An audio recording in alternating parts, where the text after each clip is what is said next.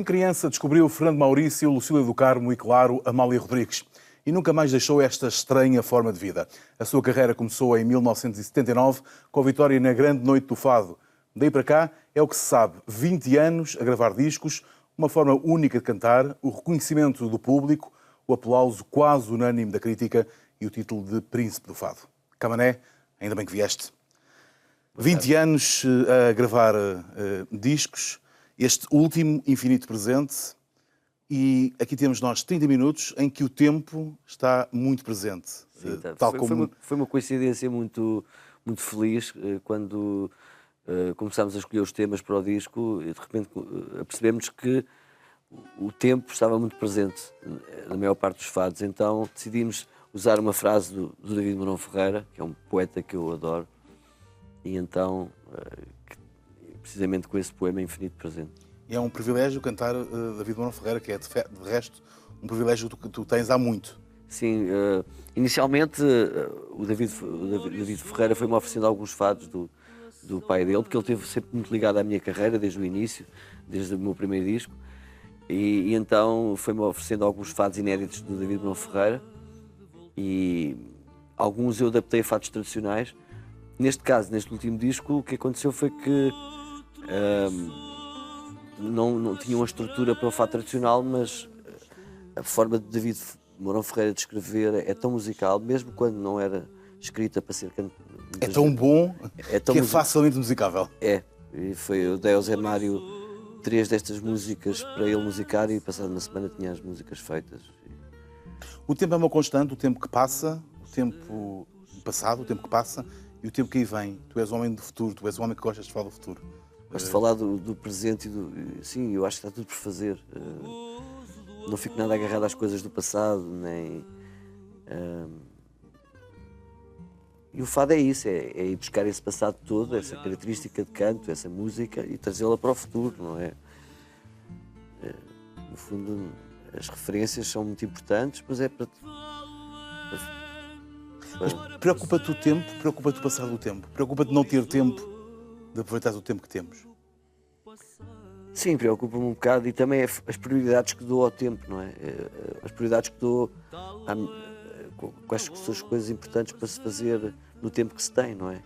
Muitas vezes temos que parar para pensar como é que estamos a viver, o que é que podemos fazer de diferente, o que é que podemos melhorar, e isso muitas vezes, de vez em quando temos que parar no tempo para tentar perceber e conhecermos melhor para estabelecermos essas prioridades, as coisas importantes que são aquelas que nos fazem felizes. O teu primeiro disco foi lançado em 1995, portanto estamos a comemorar 20 anos com este Infinito Presente que estamos a ouvir em fundo. Para além de David Mourão Ferreira, tens aqui outros poemas muito bons. O que é que este disco traz de novo em relação... Quem te ouve, quem gosta de ti, o que é que vai encontrar de novo? Que razões suplementares vai encontrar para comprar este disco? Assim, nunca penso nisso, não tenho essa veleidade de achar que estou a fazer uma grande evolução. Eu estou a dar continuidade ao meu trabalho e a fazer aquilo que eu gosto e ter a oportunidade de criar cada vez mais novos fados, novas interpretações, mas sempre sem essa pressão de achar que estou a evoluir. O tempo é que, e a vida, e depois é que vai dizer que se realmente é novo, se não é novo. E sempre em partilha constante. Há aqui partilha com o Manuel de Freitas, com o José Mário Branco, com o Vitorino. Essa partilha, essa cumplicidade permanente entre pares com outros artistas, é o que faz sentido na música, é o que faz sentido na tua missão na música, digamos assim. Sim, procuro sempre escolher, por exemplo, a Manuela de Freitas cedeu-se neste disco, ela fez, eu acho que ela é uma letrista de fado, espantosa, que fez fados lindíssimos neste disco e que com o tempo ela própria se foi aperfeiçoando na arte de escrever letras para fados, que é uma coisa muito... Para mim é muito importante isso, porque sempre me habituei a ouvir os grandes fadistas como o Carlos do Carmo, a Amália, o Fernando Maurício, o João Ferreira Rosa, todos os grandes fadistas, a cantarem grandes letristas, grandes poetas, grandes... E então eu sempre foi isso que eu sempre quis para mim também. Encontrar alguém que pudesse, de alguma forma, estar em sintonia com a minha forma de sentir e de cantar, não é? E acho que a Manuela foi daquelas pessoas que eu consegui encontrar no meu percurso.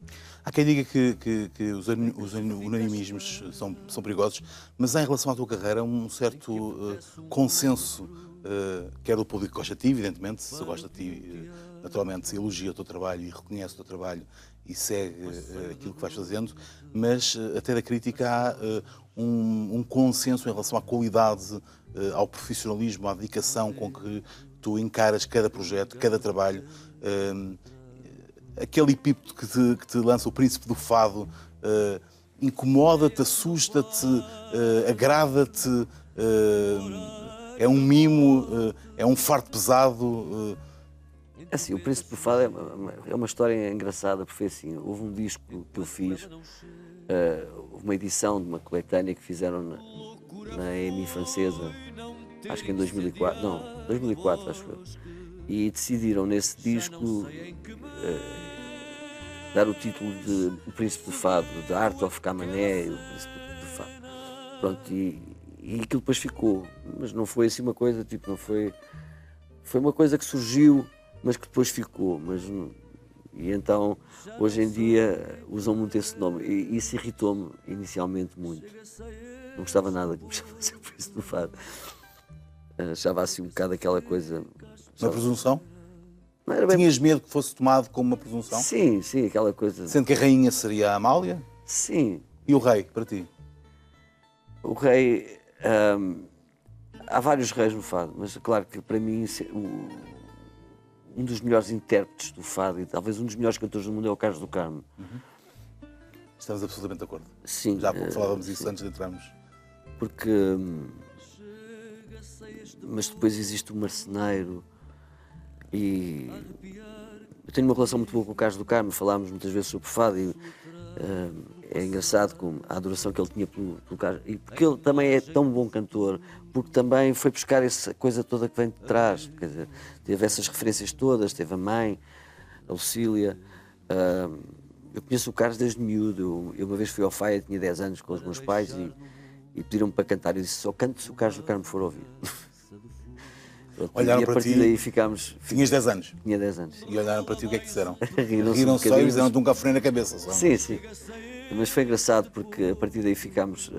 Lembro-me que sempre fui encontrando o Carlos em várias alturas da minha vida. E ele acabou por ver-te? Acabou por me ver, claro. E acabámos por ficar amigos e tenho uma grande admiração por ele. Nasce fadista ou o fado entra em nós? Quer dizer, em mim não entra seguramente, mas não entra como intérprete, bem entendido. Mas tu sentes que nasceste fadista ou o fado foi entrando em ti? Foi entrando. Quer dizer, eu sei que quando ouvi fado pela primeira vez, eu estava em casa, estava com uma doença, tinha uma hepatite com 7 anos. Apanhei na escola, aquelas coisas. E quando eu fui para casa e tinha 3 discos que não eram de fados. No disco do Sinatra que tinha o Strangers in the Night e o My Way do lado B, e tinha um disco dos Beatles que tinha o Oh Darling e o Don't Let Me Down, e tinha um disco do Aznavour que tinha o Non Je n'ai rien oublié e o Mourir d'aimer. E ouvi compulsivamente aquilo. Durante 2 dias eu só ouvi aquilo. Mas depois tive que passar aos discos de fados. O meu pai tinha uma coleção de discos de fados, dos grandes fadistas todos. E eu comecei a ouvir aquilo e estranhei como aquela coisa, aquela frase. Primeiro estranha-se, depois entranha-se. Fernando Pessoa, primeiro estranha-se, depois entranha-se. E foi o que aconteceu comigo, porque inicialmente realmente aquilo era esquisito, mas depois... Era um bocadinho diferente, convenhamos, do que estavas habituado a ouvir. Mas depois comecei a apaixonar-me por aquelas vozes. Marceneiro, Lucília, toda a gente, aquilo foi Maurício, o Carlos, a Maria Teresa Noronha, o João Braga, sei lá, grandes fadistas que eu ouvia aquilo todos os dias e fui decorando o Rodrigo. Eu acho que fui assimilando aquela característica de canto que era diferente, que não era parecido com nada. O que é que sentiste? O que é que sentiste, para lá daquilo que ouviste, que era diferente? Sentiste ali que havia uma alma especial, que havia ali uma forma diferente de passar uma mensagem? Sim, as histórias que eles contavam eram incríveis. As histórias que o Marceneiro cantava, eu achava aquilo fantástico. Eu estava a ouvir histórias, eles contavam histórias. Tinham fatos extremamente descritivos, com histórias lindíssimas. Já gostavas de música naquela altura? Ou era uma coisa que te passava? Sim, gostava muito de música. O que é que ouvias? Bem, naqueles dias ouvias Sinatra, Beatles e Charles Aznavour. Eu ouvia os festivais da canção. Toda a gente ouvia, de Sim, resto? era completamente fã. E depois, quando comecei a ouvir fado, fiquei... Eu lembro-me que aquela característica de canto eu fui adquirindo. Eu já cantava com aquelas nuances, não é? Eu decorei os fados tradicionais todos. Eu, quando tinha 10 anos, o meu pai dizia-me, trauteava-me a primeira frase musical de um fado tradicional e eu dizia, calce, que eu já sei o resto. Portanto, eu decorei os fados tradicionais todos e a lógica dos fados tradicionais. Portanto, ainda hoje, às vezes não me lembro não consigo associar o nome de um fado tradicional à música, mas trauteia-me essa música, ou o guitarrista dá-me as primeiras notas, já sei. É essencial para um fadista ir bebendo dessas influências? Sim, eu acho que sim. O fadista é o homem e as suas circunstâncias? Sim, também. E as circunstâncias passadas? Sim. É muito importante. É mais importante num fadista esse trabalho de coleção do que num outro cantor? Eu acho que em qualquer cantor, eu acho que o fado é um estilo, é como, por exemplo, há uma característica de canto que tem a ver com um cantor de flamenco, um cantor de tangos, são características, um cantor de blues, por exemplo, mas é evidente que depois de adquirir essa forma de cantar, é preciso também, a partir daí, ir aprendendo. Porque o fado não se ensina, mas aprende-se. Quando se tem essa propensão, quando já se adquiriu esse estado de alma, essa forma de canto, a partir daí é preciso evoluir, é preciso trabalhar, é preciso pensar muito, interiorizar as coisas e aprender eu acho que uma das coisas mais importantes para mim foi aprender a sair de mim. Tu, quando estás em palco, sais de ti? Sim, foi uma das coisas que mais me libertou como intérprete, porque a ideia é ir por dentro dos poemas, contar a história, ou entrar no registro emocional de cada fado. E esquecemos de nós, porque só assim é que é possível conseguir transmitir. Mas há uma necessidade que sentes? Sim, porque se estivesse preso nas minhas inseguranças, nos meus medos, não sei o que, eu não conseguia abstrair-me. Elas são muitas ainda, as inseguranças e os medos? Tu confessavas ainda recentemente, quando foi o lançamento deste Infinito Presente, que estás sempre nervoso na estreia. Aliás, foi uma frase que foi comentada muito nas televisões e nos jornais. As tuas inseguranças e os teus medos, ao fim de 20 e tal anos de caminhada profissional, continuam a ser muitas? Sim, cada vez a responsabilidade é maior. Mas também é uma coisa que me libertou, como eu disse, que é quando entro no palco, acabou. É preciso essa... Eu tive...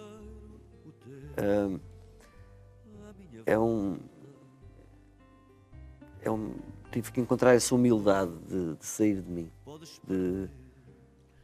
Isso não é fácil de encontrar? Eu acho que é um processo, é muito treino. Acho que fui percebendo que era... Há um ponto de equilíbrio que é preciso, que é a maturidade, é a experiência que te dá? Sim, foi. E isso libertou-me. Hoje em dia eu tenho um prazer enorme no palco. Inicialmente, eu lembro-me dos primeiros concertos que eu fiz, eu queria era sair dali. Estava tão fechado em mim mesmo, com tanto medo, que eu tinha vontade que aquilo acabasse. Lembro perfeitamente dos primeiros concertos que eu fiz. O medo de falhar? De falhar, de estar intimidado, inseguro. O medo da avaliação dos outros? Também. mas era mais o medo da minha própria avaliação, porque eu sempre fui muito autocrítico, sempre fui muito perfeccionista e sentir que não era capaz era uma coisa assustadora. E quando comecei de facto a ser mais humilde e a desprender-me mais de mim mesmo, libertou-me. O que é que significa ser humilde para um intérprete como tu? Que processo é esse da humildade? Assim, Porque nós ouvimos muitas vezes os artistas falarem de humildade. Sim. O que é que significa, como é que se materializa essa humildade? Eu acho que é assim, nós na vida, não é? Os artistas são sempre muito egocêntricos. Claro. Têm sempre muitos defeitos de caráter à flor da pele, coisas, eu acho. E então, quando se chega ao palco, é preciso sair. Nós não interessa para nada. Temos de ter a humildade de perceber que temos que interiorizar aquilo que vamos cantar e esquecermos de nós. É nesse sentido que é importante a humildade. E todos os cantores que eu ouvi, que eu ouço, que quando estão no palco são humildes, são grandes cantores. Porque nós não estamos preocupados na exibição vocal deles, estamos preocupados em rever-nos naquilo que eles estão a cantar. Conseguimos nos identificar. É dádiva. É dádiva. Porque a partir do momento que se entra no palco não se pensa. Está tudo interiorizado e aquilo sai. Falavas há bocadinho da tua relação no palco. É muito diferente o palco do que cantar numa casa de fados. Tu cantaste durante 17 anos, entre os 17... Entre os 18 e os 30, portanto, 30 mais ou menos, cantei nas casas de fados. Perto de 15 anos, portanto... Eu acho que, aliás, até 2, 3 anos depois do primeiro disco ainda cantei nas casas de fado. Foi seguramente uma escola importante. Foi muito importante. Eu quando fui para as casas de fado tinha 18 anos, ninguém ouvia fado da minha idade. Eu vivia durante anos entre pessoas muito mais velhas, pessoas com, sei lá, os meus colegas tinham todos 50, 60 anos. E aos poucos iam aparecer alguns músicos novos que eram os filhos dos guitarristas, o filho do Parreira, o Zé Manuel Neto, que é filho eu esqueci-me do nome, uma grande fadista. O Carlos Manuel Proença, que é filho da Maria Amélia Proença. Uma série de músicos que eram todos filhos de grandes fadistas. E pronto, e aos poucos comecei a criar uma relação entre as pessoas da minha idade, começaram a aparecer pessoas mais novas do que eu até nos fados. O Ricardo Rocha, que era neto do Fontes, toda de gente. Mas inicialmente não havia ninguém, eram tudo pessoas muito mais velhas, mas que eu, sei lá, que me diziam tudo, eu ouvia tudo. Ouvia tudo, até fazia uma espécie de filtragem daquilo que eu acho que era importante para mim, aquilo que eu achava que não era, mas também nunca dizia que não era, portanto era muito simpático, sempre fui muito simpático com os meus colegas fadistas antigos, muito mesmo, porque eles tinham tudo para me ensinar e tinham uma vontade enorme que eu aprendesse, porque lembro-me desde o início, sei lá, o Carlos do Carmo, a Maria da Fé, todos os grandes fadistas, Manuel de Almeida, o Rodrigo, quando eu era mais novo até, o Manuel de Almeida e o Rodrigo, era incrível. Eram pessoas que eu ouvia imenso. E pronto, foi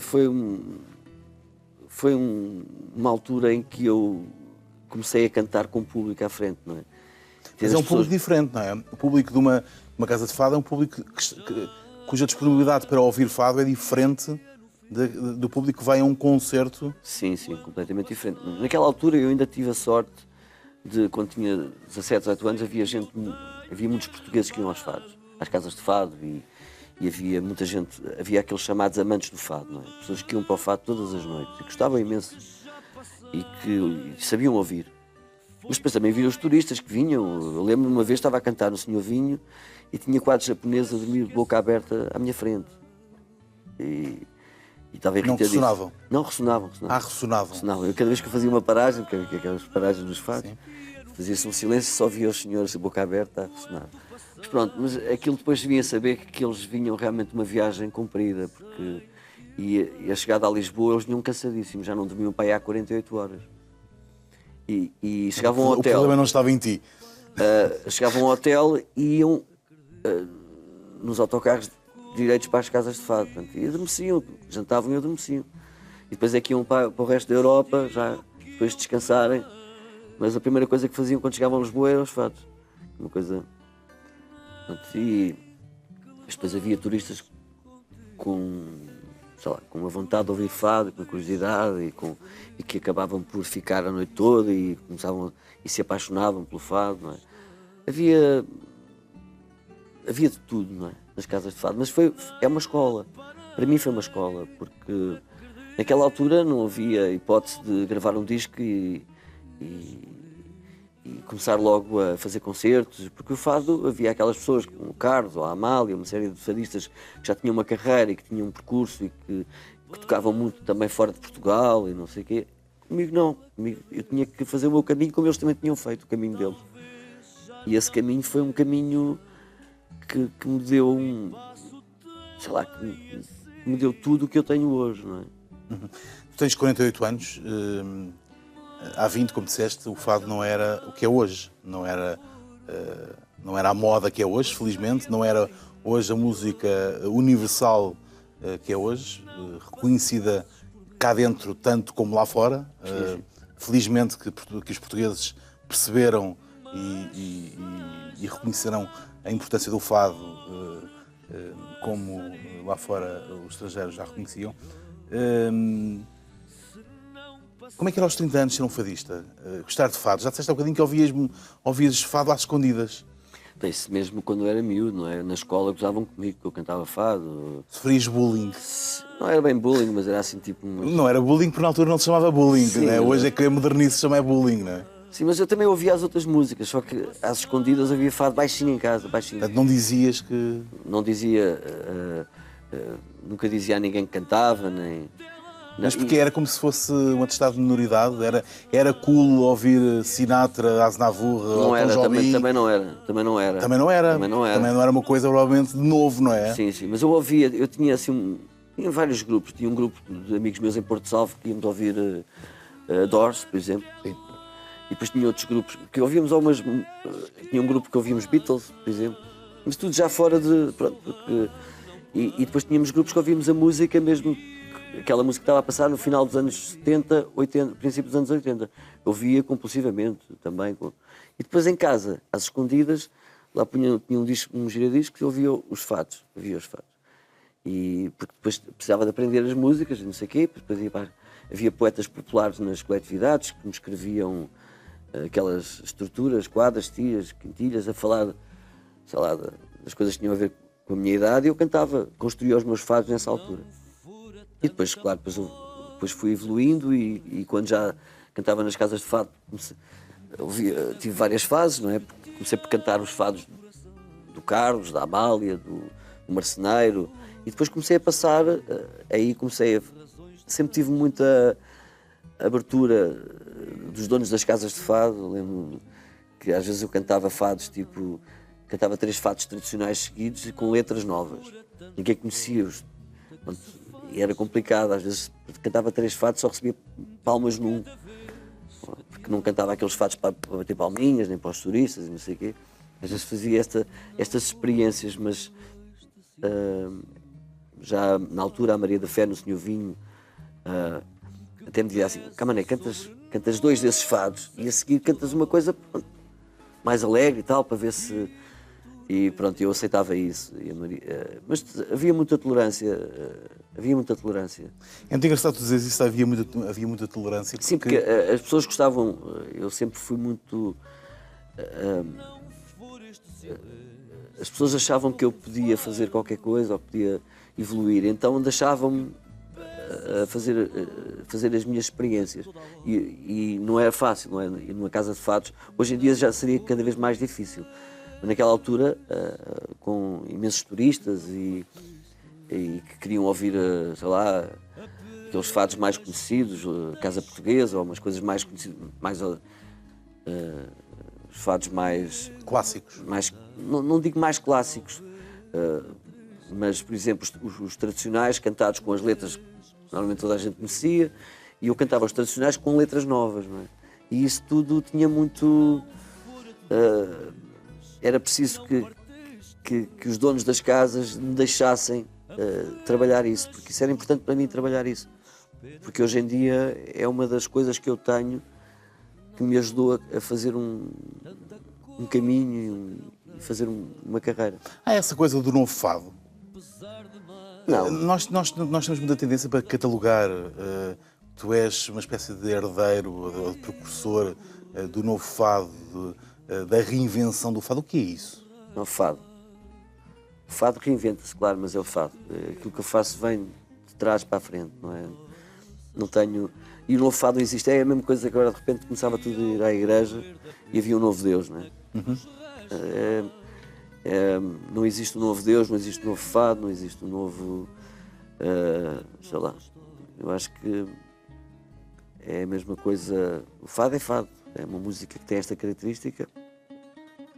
E um cantor é um cantor. Um cantor de fado é um cantor de fado. Existem às vezes coisas, até hoje em dia, existem abordagens do fado, de pessoas que não são do fado, mas que são super interessantes.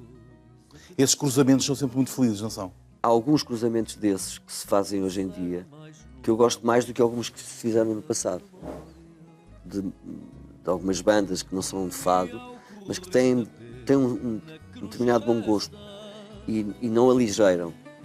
Porque o fado é uma música que não pode ser... Era isso que eu ia dizer. Não são cantiguinhas, é preciso não o fado aligeirar. é duro, não é? O fado é duro no sentido de... É sério. É sério, não é uma coisa ligeira. Não é. Não é música ligeira, não. E às vezes há uma tendência para aligeirar e tornar as coisas um bocado melosas. Mas por isso é que eu às vezes gosto particularmente de algumas abordagens do fado, que não são pessoas do fado, mas que têm uma abordagem que não nos leva para aí. O fado é sempre o fadista, aliás, é sempre um solitário, um sofredor. Não. Isso é assim, o fadista é uma pessoa normalíssima. É como um cantor de rock, um cantor de blues. Mas há sempre uma imagem associada ao fadista um cantor de blues sofredor. Também, um cantor de blues tem a mesma carga emocional que tem um fadista, um cantor de flamengo a mesma coisa, um cantor de tango a mesma coisa, um cantor de rock a mesma coisa. Não é sofredor, é uma pessoa que está em contacto com as emoções e com os sentimentos e que interpreta isso e que fala disso, mas é uma coisa com alegria, com tristeza. O fado, por exemplo, para mim, quando é muito alegre faz-me chorar e quando é triste faz-me sorrir. É uma coisa... Isso é uma coisa quase psicanalítica. Aliás, tu tens uma frase muito interessante que dizes que o fado, quando o fado é bom, não são precisos psicólogos nem psiquiatras. Isso é quase... Essa é a mesma coisa quando... Não, eles são precisos. Porque se o fado fosse isso, não eram precisos, não havia psicólogos, e se a música fosse isso, e se a arte fosse isso, claro que são precisos os psicólogos para outras coisas, não é? Mas o fado e a música e a arte ajudam-nos a mudar muito a nossa vida e a nossa forma de pensar e de sentir. E pronto, e quando não conseguimos tudo isso com a música e com a literatura e com a poesia, quando não conseguimos, e com a arte, e com a pintura, temos que recorrer a um psicólogo, porque ele também é preciso. Eu acho que é isso. Mas o fado não é especial, é diferente. É uma música como é os blues, como é o flamenco, o rock, os grandes cantores. E o fado tem isso, tem grandes intérpretes, tem grandes pessoas com um sentido da palavra incrível. E o que há dias estava em casa de um amigo meu, do Bruno de Almeida, e estávamos a ouvir a Amália. Tínhamos estado a ouvir a Callas e Piaf, Sinatra, a Ella Fitzgerald, uma data de cantores. E de repente pusemos a Amália, assim, bem alto. E é outra coisa. As pessoas vinham experimentar isto, é outra coisa. É uma coisa, não tem explicação, é divino. São vozes, são maneiras de cantar, são coisas que... Era um elenco de luxo, essa noite foi um elenco de luxo. Sim, um elenco de luxo. Mas aquilo, assim, depois de ouvir uma data de gente, ouvimos a Amália, e a Amália é realmente outra coisa. Camané, o tempo passa, o tempo começamos quase como acabamos, ou melhor, acabamos quase como começamos. De resto, ao longo destes 30 minutos temos estado em fundo a ouvir este Infinito Presente, que é o teu mais recente disco. Tens uma música da tua vida? Um fado da tua vida? Não tenho um fado da minha vida. Não É uma tenho, pena, porque senão eu terminava este programa para te pedir para te trautear aqui o fado da tua vida. Não tenho, mas tenho. Há uma coisa engraçada, por exemplo, eu neste disco, no último tema do disco, por exemplo, eu sempre tive. Eu já tinha cantado este fado, por acaso, ao vivo, e já tinha saído no disco ao vivo, mas uma das letras, um dos poemas, letras de fado, que para mim melhor definem a minha forma de estar no fado, e o fado, o lamento do fado, a forma como se. É um poema lindíssimo do João Ferreira Rosa, que, como já tinha gravado ao vivo, pronto, tinha cantado ao vivo sempre, durante muito tempo, até terminava os concertos com esse fado. Mas como já tinha feito, e também sempre tive um bocado, é assim, os fadistas que eu gosto muito e as pessoas que cantam muito bem, eu sempre me preocupou não cantar os fados que eles cantam, porque sempre achei que não tinha nada a acrescentar. Mas estas palavras de João Ferreira Rosa, da Triste Sorte, com uma música lindíssima do Fado Cravo, do Marceneiro, sempre foi a minha... o fado para mim, eu acho que é a letra de fado que melhor explica o que é ser fadista e o que é ser, para mim, ser fadista. E o Zé Mário sugeriu-me, já que não queres cantar isso, porque é que não fazes uma coisa que é quando tu chegas a casa, às vezes apetece dizer determinadas coisas, precisas desabafar, e apetece-te cantar, e isso está numa letra do fado, e apetece-te cantar isso, mas tens dificuldade em acordar a pessoa que está ao lado, não queres acordar, mas precisas dizer aquelas palavras a cantar. E eu cantei dessa forma, só com o Carlos Bica a tocar o fado cravo, com as notas de fado tradicional, não é? Tudo mesmo. E eu cantei esse poema dessa forma. E para mim não é o fado da minha vida, não é a música da minha vida, porque eu tenho várias músicas da minha vida, mas é a melhor que exprime, é a música que exprime a minha forma de estar no fado. Desafio-te então a terminarmos o programa com um pouco dessa música que termina este Infinito Presente. Está bem, vou tentar, mas preciso é que tirem um bocadinho. Sim, vamos baixar o que estamos a ouvir em fundo. Foi. Ando na vida à procura de uma noite menos escura que traga luar do céu, de uma noite menos fria em que não sinta agonia de um dia a mais que morreu, de uma noite menos fria em que não sinta agonia de um dia a mais que morreu. Vou cantando amargurado, vou de um fado a outro fado que fala de um fado meu destino assim cantado jamais pode ser mudado, porque do fado sou eu. Meu destino assim cantado jamais pode ser mudado, porque do fado sou eu. Ser fadista é triste sorte que nos faz pensar na morte e em tudo que em nós morreu. Andar na vida à procura de uma noite menos escura que traga luar do céu. Andar na vida à procura de uma noite menos escura que traga luar do céu. Camané, ainda bem que vieste. Muito obrigado. Foi um prazer. O passado e o futuro, o presente, o infinito presente de Camané, que acaba de lançar mais um disco na sua já longa carreira. Todas as semanas é assim, na RTP Informação, hoje, com música ao vivo, conversas descontraídas com gente que vale a pena. Na próxima semana voltamos com um novo convidado. Volte connosco.